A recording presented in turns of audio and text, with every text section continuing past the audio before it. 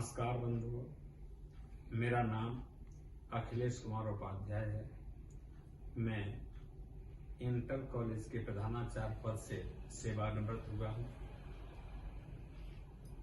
अध्ययन और अध्यापन ये मेरा जीवन भर विषय रहा है। आज भी अध्ययन के प्रति मेरी अभिरुचि ज्यों की त्यों बनी हुई है, क्योंकि ज्ञान असीमित है। कितना भी ज्ञान अर्जन किया जाए वो हमेशा हमेशा अल्प ही रहता है। आज मेरे अंतःकरण में एक जिज्ञासा पैदा हुई कि पुस्तकों द्वारा और ज्ञानी लोगों के संपर्क में रहने के कारण मुझे जो भी ज्ञान प्राप्त हुआ है उसे अपने चैनल के माध्यम से क्यों न अधिक से अधिक लोगों के पास पहुंचाने का प्रयास किया जाए। हो सकता है मेरे इस प्रयास से बहुत से जिज्ञासुओं की कुछ जिज्ञासा शांत हो सके, ऐसा मेरा विश्वास है।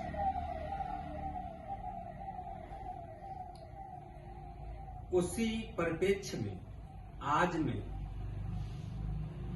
अपने इस प्रयास को मूर्त रूप देने के लिए आपके सम्मुख उपस्थित हुआ हूं।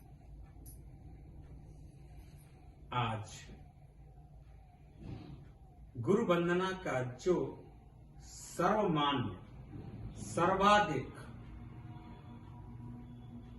प्रयुक्त होने वाला श्लोक है, जिसे हम और आप सभी जानते हैं, उसकी व्याख्या, उसकी चर्चा आपके सामने करेंगे।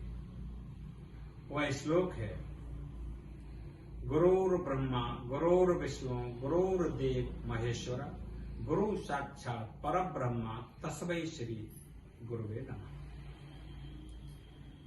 इस श्लोक का शब्दार्थ है कि गुरु ही ब्रह्मा है, गुरु ही विष्णु है, गुरु ही शंकर है और गुरु ही साक्षात परब्रह्म परमात्मा है।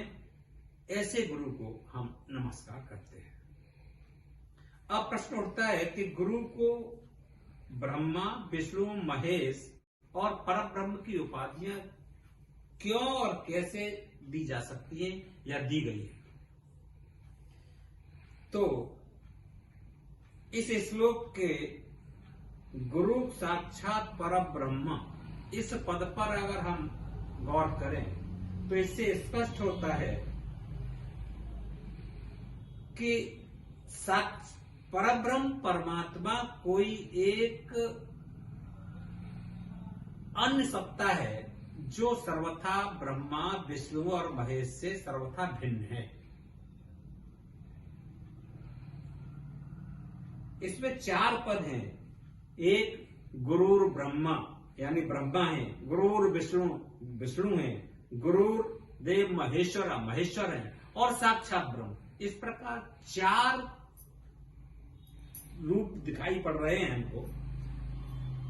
तो परब्रह्म परमात्मा या परब्रह्म या आदि शक्ति, कुछ भी कहें, दोनों एक ही बातें हैं। तो हमारे ग्रंथों के अनुसार ऐसा पढ़ने को मिलता है कि उस परब्रह्म परमात्मा के मन में इस प्रकार का विचार पैदा हुआ कि मैं एक से अनेक हो जाऊं,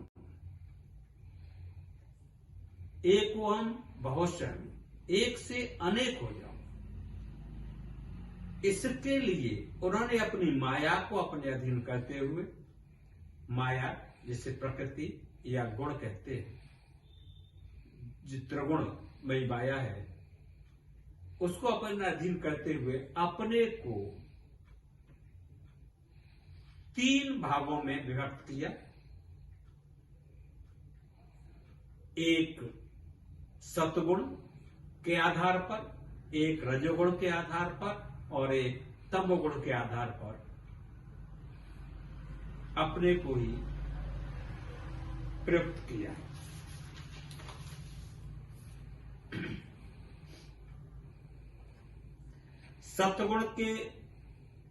सत्वगुण संपन्न विष्णु है, रजोगुण संपन्न ब्रह्मा है और तमोगुण संपन्न शंकर है।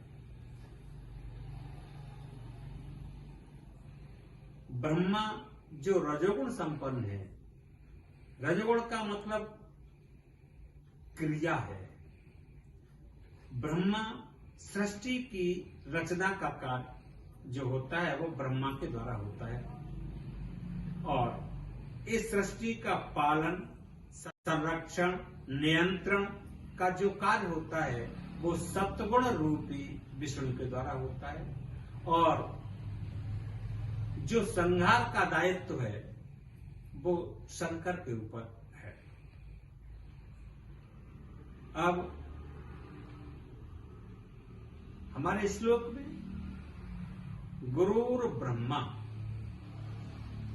यानी ब्रह्मा सृष्टि में क्या सहायता कर रहे हैं, तो इसका है कि जब कोई शिष्य गुरु के पास जाता है तो गुरु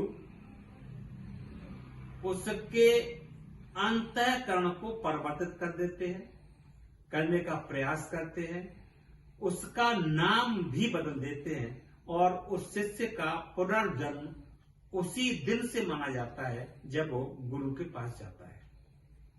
इस तरह से गुरु ब्रह्मा के स्वरूप में माने जाते हैं। गुरुर विष्णु, विष्णु के स्वरूप में गुरु जी की व्याख्या इस तरह से कर सकते हैं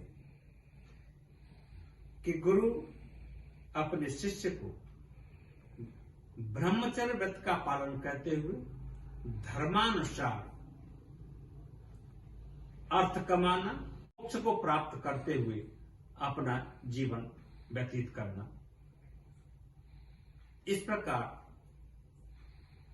गुरु विष्णु के रूप में प्रतिष्ठित होते हैं। अब शंकर के रूप में जिनका कार्य संहार का है, तो गुरु अपने शिष्य के अंदर की सभी वासनाओं को, उसके क्रोध, मोह, अहंकार आदि को सर्वथा उसका संहार करते हैं, इसलिए उनको शंकर के रूप में प्रतिष्ठित किया गया है, शंकर कहा गया है। अब उस परम ब्रह्म परमात्मा ने इस प्रक्रिया को, यानी सृष्टि का निर्माण, सृष्टि की संरचना, सृष्टि का पालन, सृष्टि का संहार करने के लिए 3 रूप ग्रहण किए हैं, जिनको ब्रह्मा विष्णु महेश कहते हैं, और उन तीनों के कार्य को ये साक्षात गुरु अब अकेले ही स्वयं एक ही रूप में संपन्न करते हैं। इसलिए इनको परम ब्रह्म परमात्मा की उपाधि से भी हम स्वीकार करते हैं। यह मेरे द्वारा गुरु की व्याख्या की गई है, यह मेरे निजी विचार हैं। अगर इससे कोई असहमत हैं तो मुझे कमेंट्स में जरूर बताएं। धन्यवाद।